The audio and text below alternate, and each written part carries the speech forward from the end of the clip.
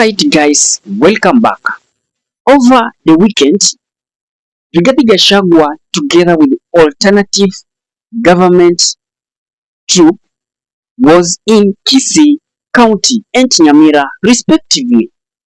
And in that trip, Gachagua was on 3 people, let me say 4, was on William Samoei Ruto, was on the governor of Kisii Simba Arati, was on Osoro, was on Nyakunji, and was on Hazel, the Muhindi who is now elected in Kisii. And Gachagua had this to say concerning Hazel. Nyinyi watu ya Kisii, hata nyinyi ni viongozi mumekosa. Mliangalia na mnaimu mkaona mwongozo na Muhindi. Sasa nyinyi mnataka nichekelee nyinyi? Harambe! And guys, Gachagua actually rattled the entire member of parliament. And yesterday, walikuwa in parliament. And those members of parliament were very furious. Walikuwa wanawaka moto. Each and every member of parliament who was contributing. Sijui walichukua the whole section to be now the section just to lecture regarding Gachagua. And in case guys, this is your first time before we dive in, kindly please consider subscribing to this channel. And guys, this is how this member of parliament were just bitter on regarding Gachagua. Listen to them. Mimi hasa nikiwa nimechaguliwa mara 4 nikiwa councillor na nimechaguliwa mara 3 nikiwa mjumbe, kwani watu wangu hawakujua rangi yangu ama vile niko wakinichagua. Sasa kwa mtu kuenda kusema kwamba msichague mtu akiwa rangi tofauti ama akiwa kabila tofauti, haonekani kama sisi, anatuweka vibaya sana. Kwanza mwaka uliopita akiwa hapo kwetu Gakoromone alitaja kwamba msiende kukunywa chai kwa huyu mkubwa moja aliuziwa hoteli na Rahim Muhindi. Mheshimiwa Spika, huyu mtu hastahili kukuwa kiongozi. Kuitwa hata kiongozi ni aibu ama ni matusi. Shauri akiwa anaweza kusema kwamba mtu asichaguliwe akiwa na haki ya kuchaguliwa, kwani tuna vikwazo kwa nchi yetu kwamba mtu hawezi. Mimi nikitaka kusimama mali yoyote na kubaliwa. Vile vile Obama aliweza kuchaguliwa kule Amerika. Sunak alikuwa prime minister kule Uingereza, na hata kulikuwa na prime minister wa Grenada alikuwa ni Muhindi, sio mtu mwingine, ni Muhindi. So na juzi Mheshimiwa Spika, Mayor wa New York ni Muhindi, ametoka Kenya na Uganda hapo. Sasa tutasema kwamba Wahindi wasichaguliwe, kwani wananchi wale wanatuchagua hawajui sisi kabila yetu ama rangi yetu ama kama ni mtu ni Muislamu ama ni Mkristo. Kwangu Mheshimiwa Spika, 96% ama 86% ni Wakristo. Mimi nikiwa Muislamu nimechaguliwa na Wakristo. Sasa kesho atasema hata Muislamu asichaguliwe mali chochote, waende Northeastern ama waende Coast. Mheshimiwa Spika, mambo kama hiyo haistahili kwa nchi yetu. Tumeenda mbele na hii mambo inataka kukashifiwa kabisa. Mtu huyu anatafuta uongozi ya Kenya akiwa nani? Mheshimiwa Spika, tunalalamika sana hapo. Asante Mheshimiwa. Mmoja wetu mbunge Zahir, sababu kama vile Mheshimiwa Shabira amesema, yeye ako na asili ya bara la Hindi lakini ni Mjaluo na ameoa Mbukusu. Watoto wake ni Wabukusu na Wajaluo nusu na labda pia wako na asili ya Kihindi kidogo. Lakini Mheshimiwa Zahir mimi namjua vizuri na huwa ananena lugha ya Kikisii ama Kibagusii kikamilifu. Lugha ambaye yule mkabila na yule mbaguzi wa kirangi aliyekuwa anamtusi huko Kisii hawezi nena hata neno moja. Na huyu mtu Mheshimiwa Spika alianza na ubaguzi wa kikabila, akaenda kwa ubaguzi wa sehemu ambazo watu hutoka. Sasa ameenda kwa ubaguzi wa kirangi. Huyu mkabila ni adui wa Wakenya wote. Na wakati napomsikiza Mheshimiwa Rais akisema ya kuwa hawa watu mahali popote wanapoenda hawana sera, hawana agenda, hawana mpango wowote, na Wakenya wanakubaliana na yeye ya kuwa hata akili hawana. Huyu amedhihirisha ya kweli hana akili ya kuwaunganisha Wakenya. Akili zake ni za kuleta ukabila, ubaguzi wa kirangi na migawanyiko kati ya Wakenya. Na nataka niulize Mheshimiwa Spika, uamuru kutoka kwa kiti chako kama spika wetu ya kuwa tume ya kitaifa ya uwiano na maridhiano NCIC ni lazima wachukue majukumu yao ya kikatiba vizuri, na wahakikisha ya kuwa mtu kama huyu ambaye anachochea uhasama kati ya Wakenya amechukuliwa hatua za kisheria. Najua hayo ndio anataka kusikia. Amepewa summons na tume hii ya uwiano na maridhiano, ama ameitwa record statement ili aanze kulialia sasa nafukuzwa sijui na kimbizwa. Me this opportunity, and I want to condemn also with the strongest terms possible the sentiments of the former deputy president while he was in Kisii, Mr. Speaker. Mr. Speaker, he is proving to us that we did actually a very noble thing by impeaching him in this house, and I want to congratulate each and every member who participated in his impeachment. And if there is a motion that can be brought again to be impeached again, I don't know how, please bring it again, Mheshimiwa, and we are going to impeach him. Mr. Speaker, this guy has been masquerading and going around inciting people against other ethnicities, Mr. Speaker. Let me speak about a week ago when he went to Kalenjin radio station and incited the listeners against all the members of this house, saying that you elected members of parliament who doesn't know anything and they don't represent you in whatever way. Mr. Speaker, he went ahead to say that the president is antagonizing the Kalenjin community, while the leaders elected in this house are not talking about anything of development in the Rift Valley, Mr. Speaker. Mr. Speaker, as he was speaking, the Mau Summit Rironi Road, that he told the people of Rift Valley that nothing is happening, is ongoing. And Mr. Speaker, I want to confirm that all the projects that the President promised the people of Rift Valley are ongoing. And he has no moral authority, Mr. Speaker, to speak on our behalf. Because even when he was sitting Deputy President, all he could speak about or all he could talk about is about shares.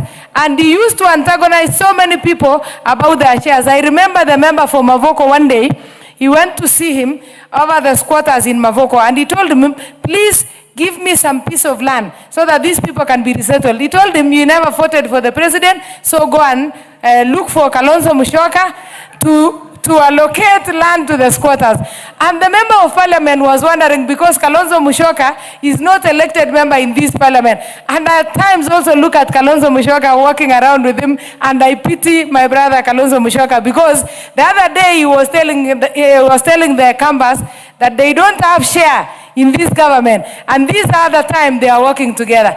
Lastly, Mr. Speaker, I want to confirm that I am a very close friend to Zahir Janda. I know his ID number.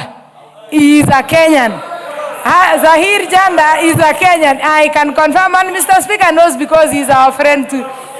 No, it doesn't matter how close we are, but Zahir Janda is a Kenyan, and he is a member of parliament in Kisii, and he is not an Indian. It is very wrong. Even the Indians who are in Kenya anyway, they are Kenyans. They are either Kenyans by naturalization, by birth, others acquire the citizenship, and everybody has a right to live in Kenya. Let me confirm that I want to support Mheshimiwa Amina, that Fatuma Sore, that the former deputy president is a very useless guy, and he should even be, if there is a way that he can be stopped from inciting people, and there is a commission that is toothless, the NCIC commission. That commission should even be disbanded, because if it cannot handle one person, Mr. Speaker, what else? How can they justify that they are working in this country? All media houses, order, are very unfortunate. And I want to encourage leaders in this country. We have a history Parklands, as he then was elected, a distinguished lawyer called Satish Gautama, and he served in this house. Westlands elected Amin Walji. I served with him in this house. Langata elected Philip Liki. He served in this house. He was even our cabinet minister. And so on and so forth. For anybody, any leader, to start profiling Kenyans on either tribal or ethnic lines is indeed unfortunate. And I want to encourage all of us here to be the defenders of Kenyans. Our constitution says our diversity is our strength, and it must be so at all times.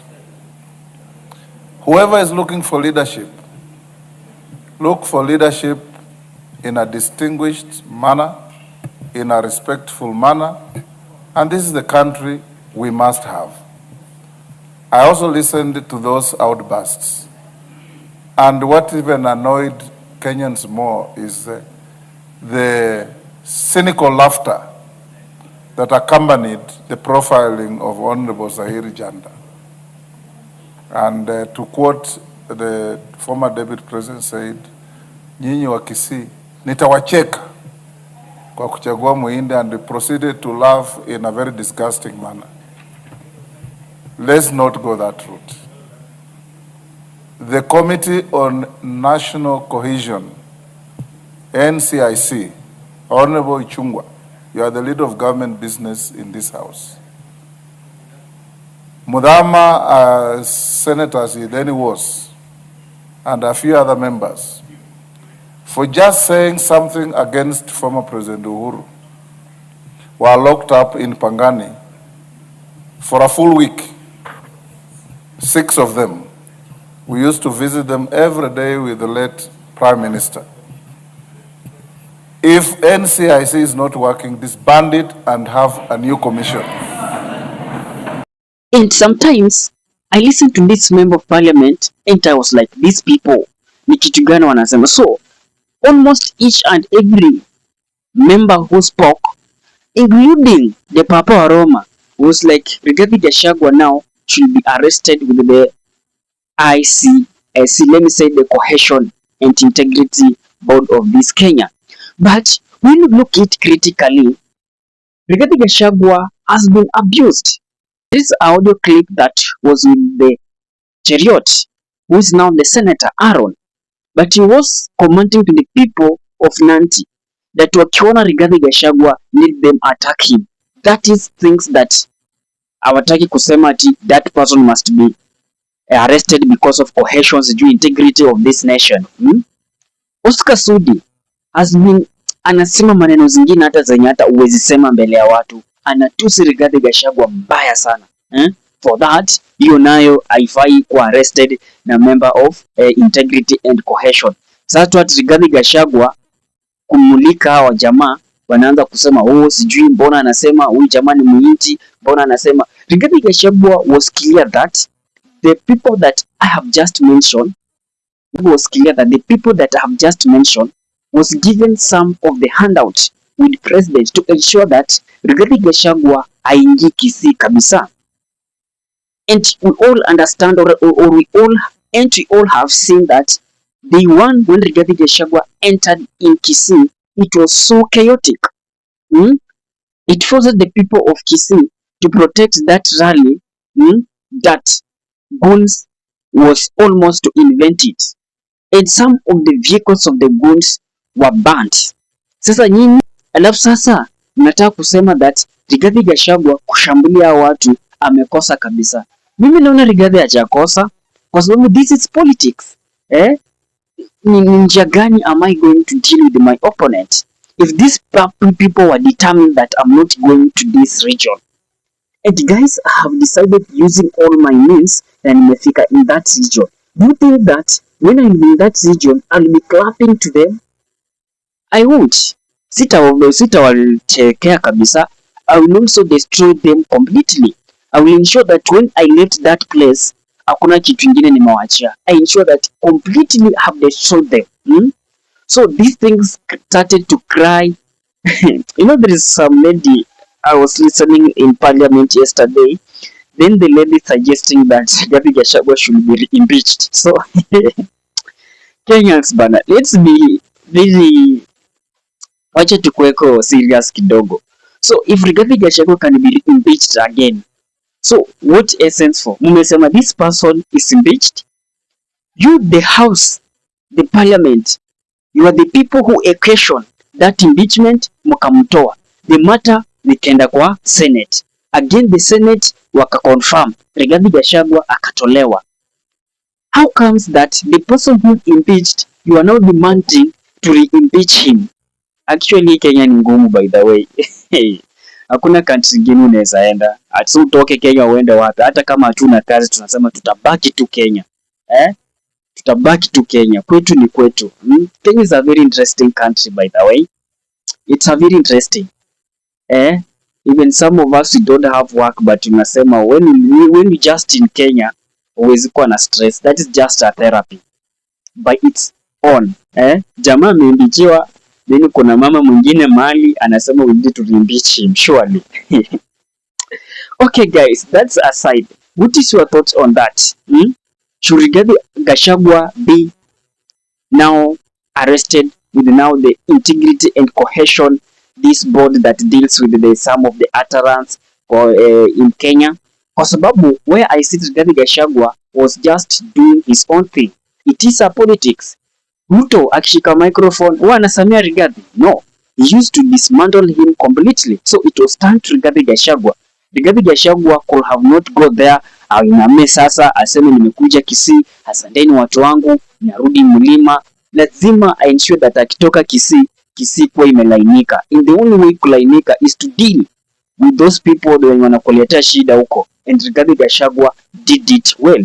What is your thought guys now? Drop it in the comment section. I'll be doing my best to read it and giving you a response. And to that guys, peace and love. This is Mkuu Politics. And guys, let's meet in the next video. Bye bye.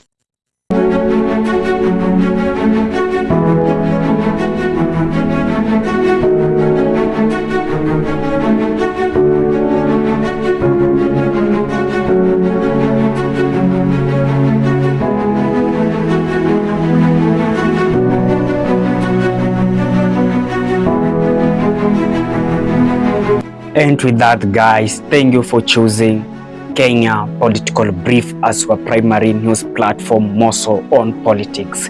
Kindly please share this video to a friend.